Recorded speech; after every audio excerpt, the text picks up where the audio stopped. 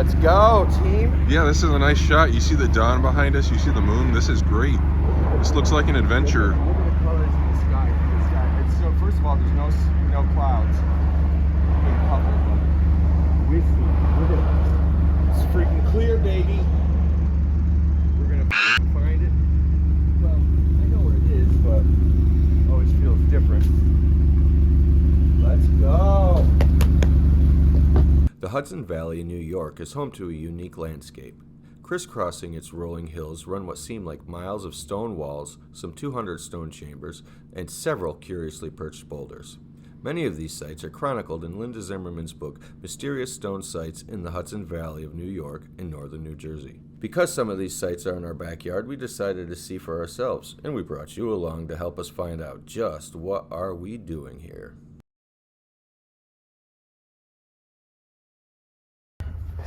Last thing I got to do is put my this machete with these boots. That's the one we're going with. We left the other machetes at home because we got a machete collection. That's right. Everybody should have a machete collection. The thing with the snow, man, boy, how that makes a difference. I don't feel like I came down this way. I'm very sorry. I want to see if I can see it. Yeah, I don't remember going around this curve at all. I think we're going to have to go find the trail back up here and just muscle it through the... What I did was, like, you'll see, I'll show you in a minute there, where the trail, when you're walking on the road, where we walk up to the road to get up, I walked on the trail. Where's the trail at?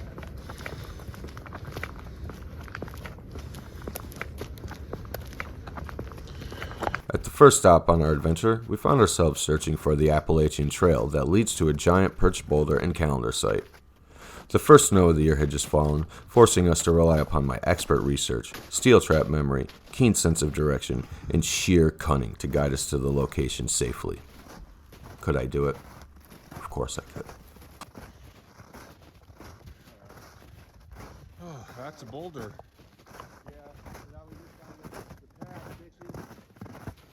I believe that this is how I came up it. There's the path, baby. Yeah.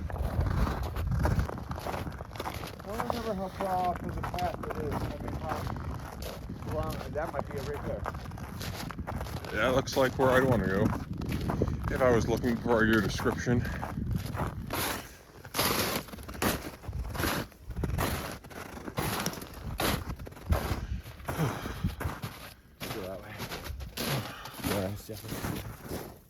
We found it on time. Look at that. Okay, so this could be a glacial erratic, I guess. Look at how it's balanced. See, it's on one rock, on a bunch of rocks. So I mean, I guess it could have been coming through, but see how it looks like a turtle right there. In Linda's book, she has also mapped and photographed other stones in the landscape and has matched them to astronomical events to further her claim that the site is indeed a calendar site. A calendar site is an area of land used to mark the passage of time, by having an observer stand in a particular location on a specific day and time, and then using something in the landscape to align with a particular astronomical event. In this case, the sun sets through a depression in the stone. That sweetens the irony, because we arrived at sunrise.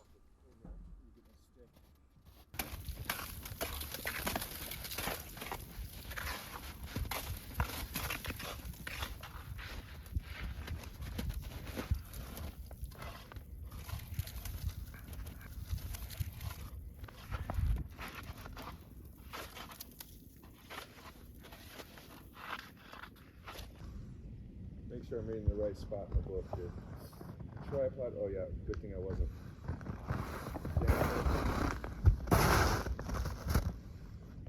High point is what they call this one. What is it?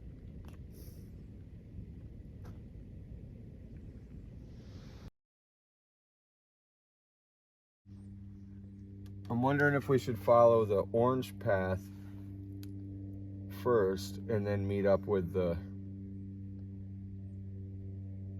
and then follow the orange path all the way to the bottom, which would bring us to the balance rock and the hawk rock. Hawk rock is 1.7 miles away. The Balance Rock and the Mead Farm is 4 miles away. What do you think? And then it would be to find which path is which. If we're right here, and this is the parking area, one of the paths is here. I bet we're gonna do this, dog. Let's just follow the path. We're gonna walk all the way to the red one.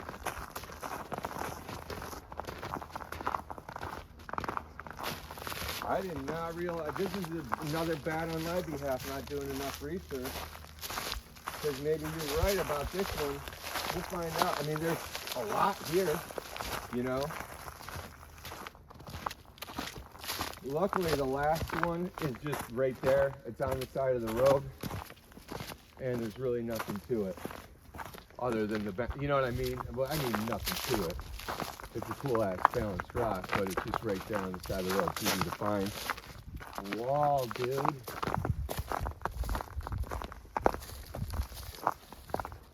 Like, if you were stoning this field, why would you be stoning here and pulling the stones out here?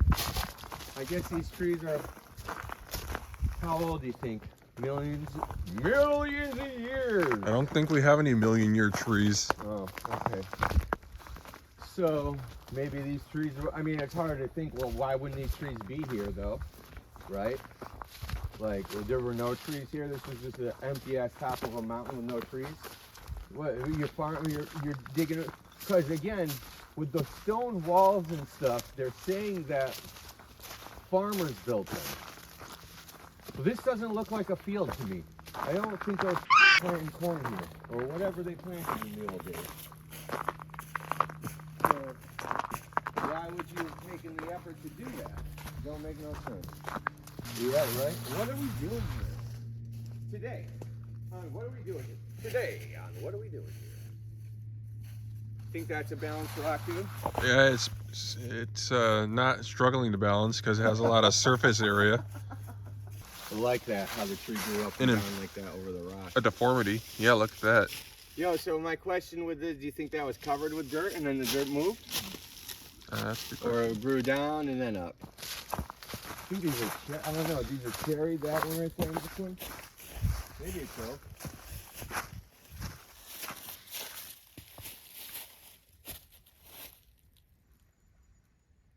That's weird.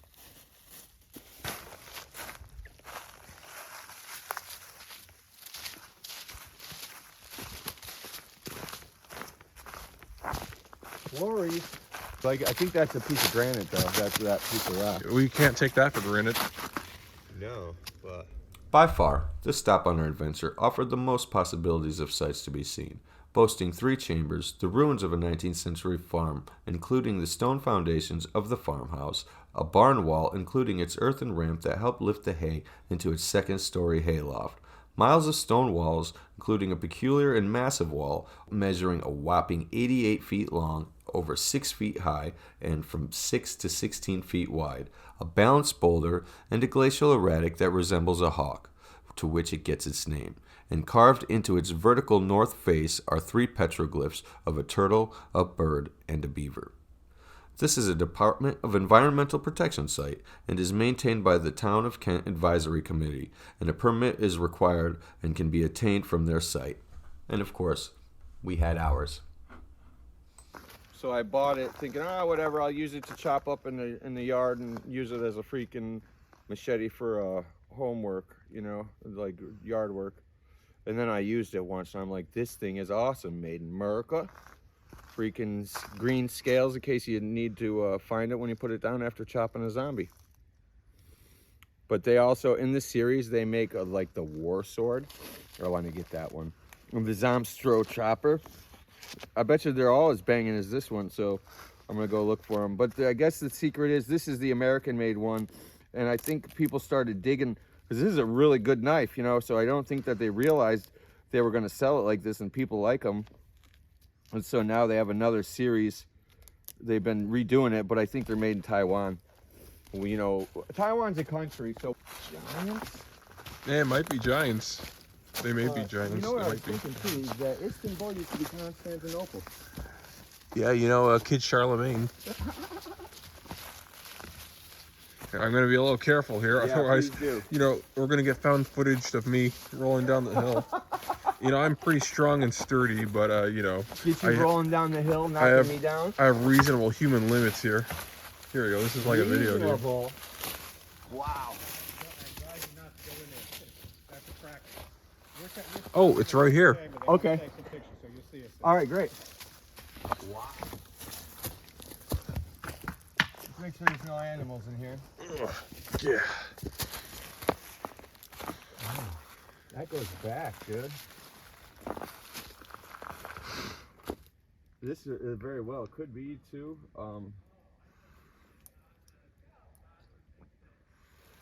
This very well could be like, what's the word I'm looking for? Need to be dug out more. Let's see what it looks like from the inside. Oh, this is the one where they said the lintel is cracked. See, this is one stone up here, and this is cracked. Yeah, I wouldn't want to get caught up under that. Yeah, me neither. Just make sure there's no snakes, no Bigfoot.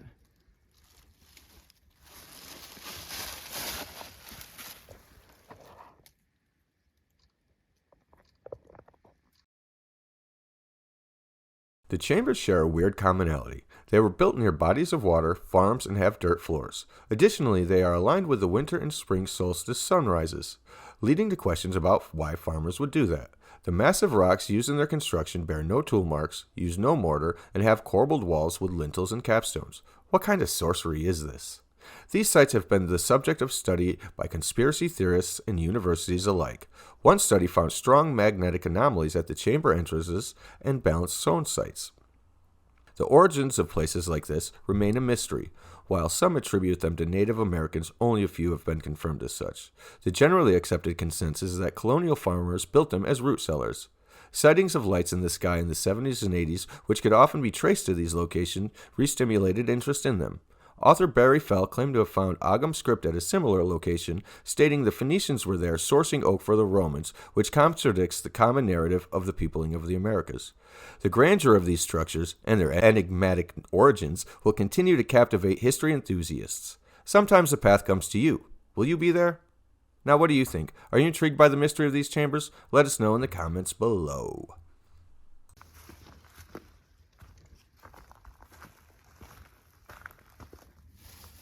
You kids, get out of my yard. You know what's still on. Look how far back that thing goes, dude. Mm-hmm. Looks like Fred Flintstone lives here.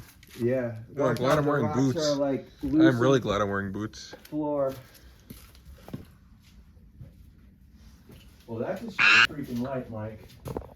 Oh, I think I read about this. It looks like this could have been. My flashlight needs to be brighter. That's as bright as a flashlight gets. Yeah, I guess so. Somebody lost their glove in here. Oh, that's not good.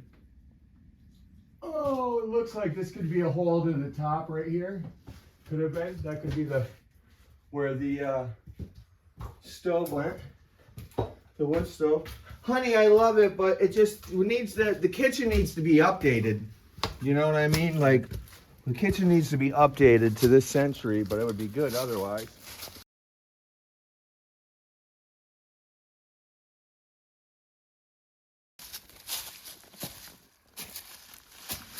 Like, I'm sure a lot of people even find like this information online and they go and find the upper ones, but they don't really Ever find this one? Yeah. Holy shit. Light out.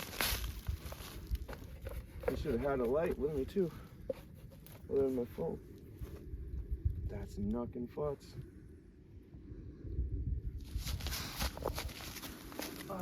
This one sucks. Holy shit. I'm super afraid of snakes. Wow. Wow. Oh, yeah, it's man-made. There's a brick right here. Jig's up. Jig's up. I found a brick. It's man-made. The whole thing. Now we need to find out the mystery of who done it. Wow, dude, that is nothing but, dude. Do you think this is the base layer or is it deeper? I don't know. You know?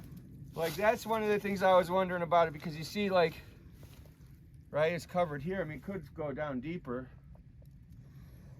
Wow.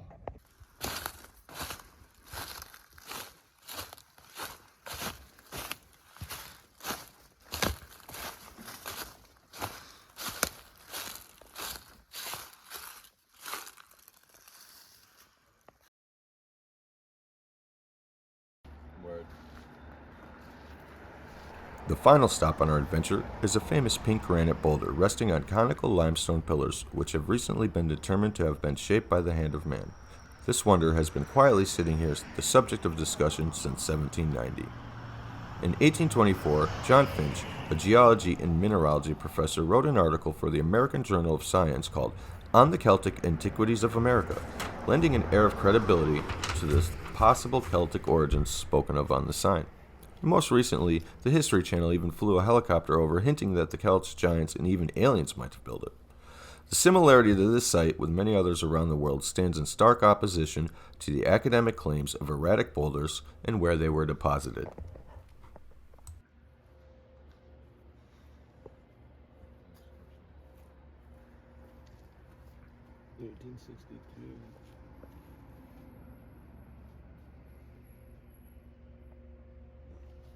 Busiest place today.